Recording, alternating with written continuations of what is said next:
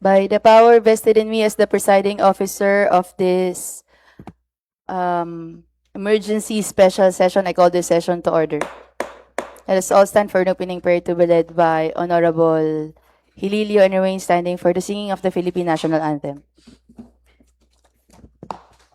Sa ngalan naman, Inaki, pati ng Espiritu Santo. Kaguranan, salamat po sa aga na ini, na ikaw sa amo, na buhay. Asin lugod, kaguranan, salamat, na hulikan sa imong pagkabuot na babatian niya mo, ang samoy na pagkasararo. Kaguranan, tabangi kami sa oras na ini, na samoy po kaguranan, magibon sa mga obligasyon. Salamat, inihinahagad mi, huli sa nganing Kristo sa mga kaguranan, sa nganing Ama, Ninaki, pati ng Espiritu Santo. Amen.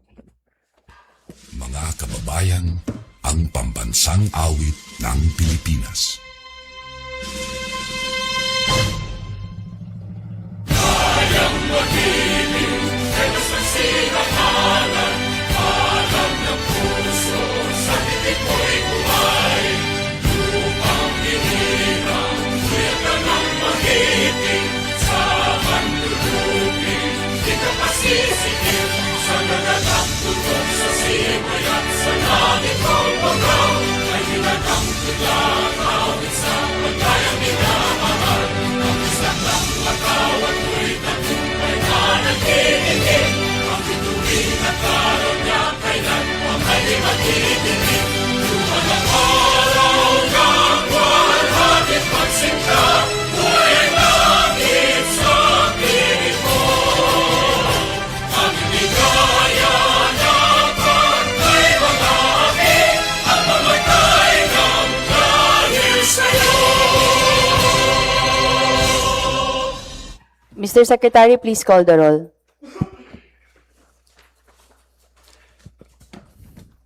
Attendance April 8, 2026.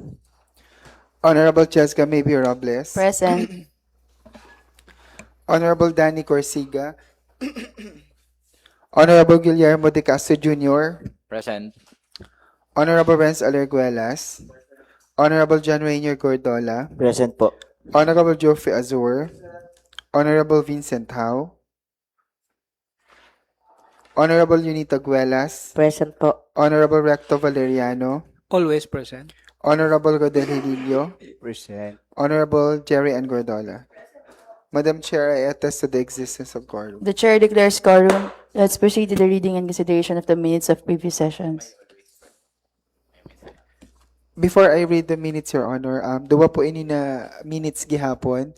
Ang saro ang sa regular session kay indispense po baga kahapon. And ang saro ang kahapon nato na special session. Pareho na po ini naka-upload sa mga Google Drive kasi po wala po kami enough time na secretariat to copy furnished in hard copy ang mga sanggunian bayan members. Minutes of the regular session dated April 6, 2026. We had a perfect attendance that regular session, Your Honor. The regular session was called to order at 9:23 in the morning. The presiding officer, Honorable Cheska Maybe Robles, requested the SB members to stand up for the prayer and singing of the Pambansang Awit. The invocation was led by Councilor Rodel Hililio, Left chair. followed by the prayer. Madam Chair, Honorable Howe, I move for the dispense of the reading of the Second previous- motion. the minutes of the regular session and the minutes of the special session Yan is, and special session. sabay na. Mabasa ka mo. Okay lang. Are dispensed and will be read during the regular session. Sino pa nag-second? Valeriano.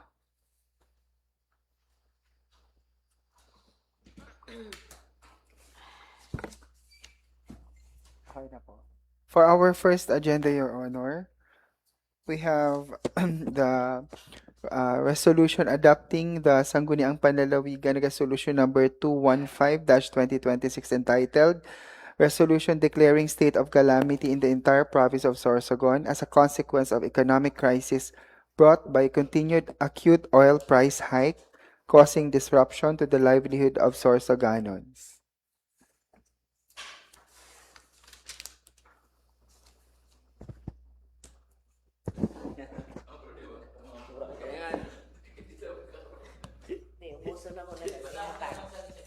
Mac, basahan mo lang tabi. Karabay na yung pag-approve. Sige na tabi. Okay. Item, the title only, Your Honor. Ang mga title po sa mga agenda. Okay.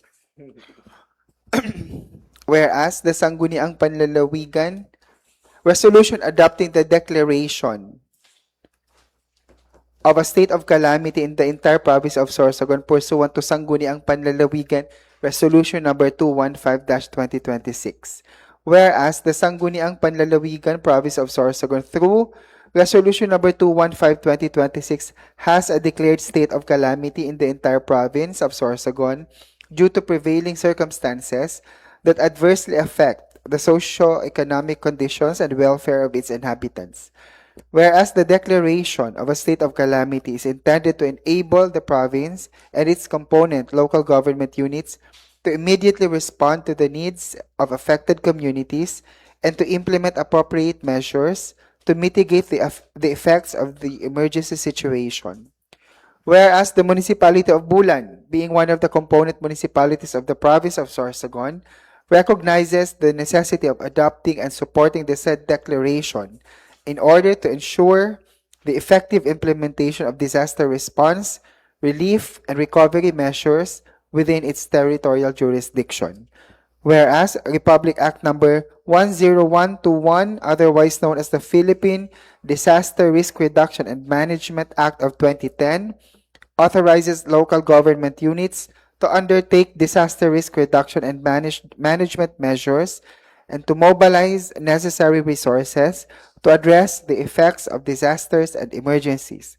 Whereas Section 16 of Republic Act number 7160, otherwise known as the Local Government Code of 1991, empowers local government units to exercise powers necessary and appropriate for the promotion of the general welfare and safety of their inhabitants. Now, therefore, be it resolved, as it is hereby resolved, that the Sangguniang Bayan of Bulan, Sorsogon adopts and recognizes the declaration of a state of calamity in the entire province of Sorsogon, pursuant to Sangguniang Panlalawigan Resolution number 215-2026. Resolved further that all municipal offices and concerned agencies of the municipal government of Bulan are hereby enjoined to support and implement appropriate disaster response, relief, rehabilitation, and recovery measures consistent with the said declaration and in coordination with the provincial government of Sorsogon and other concerned national government agencies. Resolved finally that copies of this resolution be furnished to the Office of the Governor of Sorsogon, the Sangguniang Panlalawigan, the Municipal Mayor of Bulan, and all concerned offices for their information and appropriate action.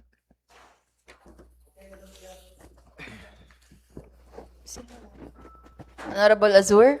Okay, thank you, Madam Chair. Madam Chair, the item number 1, the resolution adopting the state of calamity of the province of Sorsogon. I move for the approval. Second the motion. Any objection?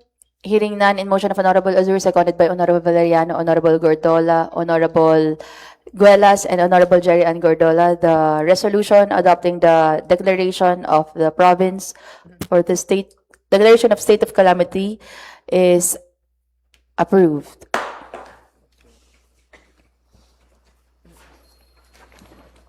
Our second item, Your Honor, is resolution authorizing and urging the municipal mayor, Honorable Mayor Gordola, to adopt a work from home or other alternative work arrangements for employees of the municipal government of Bulan, Sorsogon in view of the prevailing economic emergency and declared state of calamity in the province of Sorsogon, subject to Civil Service Commission rules and regulations. Whereas the Local Government Code of 1991, Republic Act number 7160, particularly Section 16 thereof, otherwise known as the General Welfare Clause, provides that every local government unit shall exercise powers necessary and appropriate for efficient and effective governance and those essential to the promotion of the general welfare of its inhabitants. Whereas Section 458, Paragraph A, Number 1 of Republic Act number 7160 empowers the Sangguniang Bayan, to enact ordinances and approve resolutions necessary for the general welfare of the municipality and its inhabitants. Whereas Section 444, Paragraph B, Number 1 of the same code provides that the municipal mayor, as the local chief executive, shall exercise general Madam supervision Chair, and Honorable De Castro. siguro sa mga whereases na nauna, puro man yun about sa legal basis and the arad, may copy man palang kita. Siguro para for the information of the body, mas may siguro kung ang basahon, andito na lang po sa resolve further. Okay. Para at least dito na kayo dito ang actions na hihimuon sa Sangguniang Bayanan sa LGU. Kaya sa first whereases, puro man na yun sa legal basis na to eh. Okay. Kaya kung mamaasan, may mood swing. Maasan. Thank you, Councilor De Castro, for saving me. Resolved as it is hereby resolved to authorize and respectfully urge the municipal mayor of Bulan, Sorsogon in the exercise of his powers as local chief executive to adopt and implement a work-from-home arrangement or other appropriate alternative work arrangements for employees of the municipal government of Bulan whenever practicable and consistent with the operational requirements of the office. Resolved further that the office of the mayor through the Human Resources Management Office shall create and implementing rules and regulations as soon as possible. Resolved further that the adoption and implementation of such alternative work arrangements shall be in accordance with the applicable rules and regulations of the Civil Service Commission and shall ensure the continued delivery of essential government services to the public. Resolved finally that a copy of this resolution be furnished to the office of the municipal mayor, all concerned municipal offices, and the Civil Service Commission for their information and appropriate action.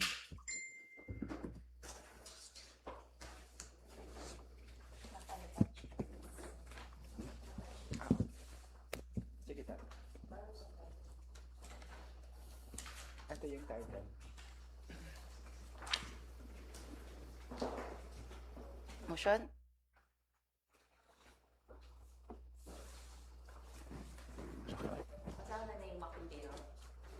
Di na ito papa-aprobahan. Arin.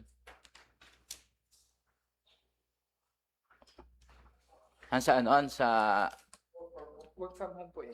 Nabinasa ko. yeah, tapos Madam Chair, Honorable De Castro. I move for the approval of the proposed resolution adopting the work arrangement. Second. Any objection? Hearing none in motion of Honorable De Castro seconded by Honorable Valeriano, proposed resolution authorizing and urging the municipal mayor, Honorable Romeo A. Gordolo, to adopt a work from home or other alternative work arrangements for employees of the municipal government of Bulan in view of the prevailing economic emergency and declared state of calamity in the province of Sorsogon, subject to Civil Service Commission rules and regulations are approved.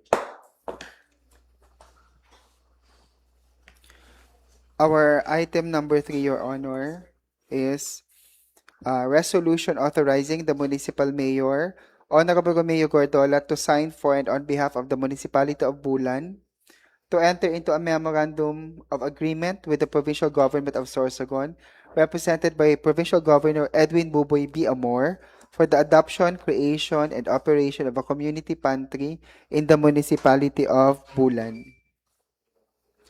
Nasa GCTA na po ang draft. Yun na po sa group chat and draft. Yun na po. Madam Chair, kaupod po yun para sa samples sa Barcelona. Maapo. An sa Bulan, wala pa ha? Indicated figure, na- wala pa. Wala pa. Pero nakabutang man, for the information of the body, nakabutang man sa MOA na example sa Barcelona, mahatag man lang ang province in financial assistance sa LGU. Tapos wala man dito require na amount na counterpart sa LGU. Parang kita lang wala ka indicate. Parang kita lang asikaso ang pag-disburse ng funds. So bagan doon kita makuha, Madam Chair, yung pang bakal para sa community pantry nato. Maapo. Ba yun, Madam Chair, mention ni Mayor na ang kulang, parang ang LGU mapuno. dahil ang naalat ni San Province is limited lang. Mm-mm. So, basta pada, kayo wala man masyado na gano. Okay, Madam Chair. Honorable Azur. Okay, thank you, Madam Chair. So,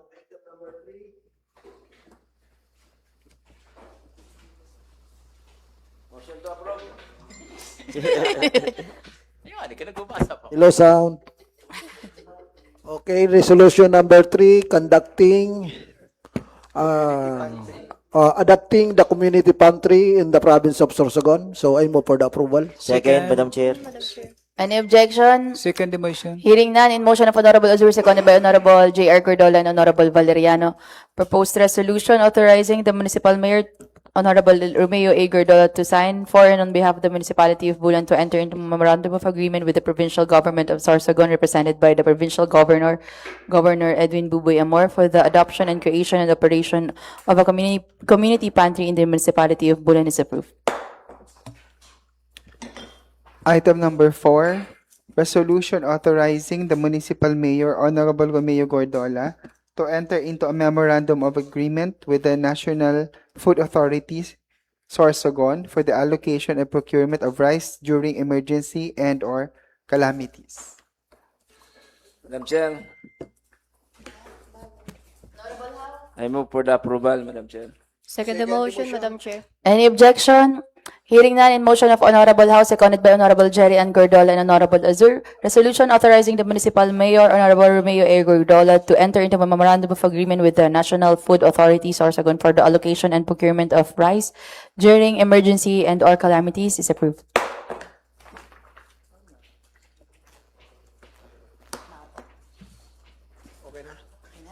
Wala na? Apat lang. Okay. Kasi may yung pa, special session naman kita. Okay na? Okay, Madam Chair. Honorable Azur, Okay, I move for the adjournment. Second, Madam Chair. session adjourned.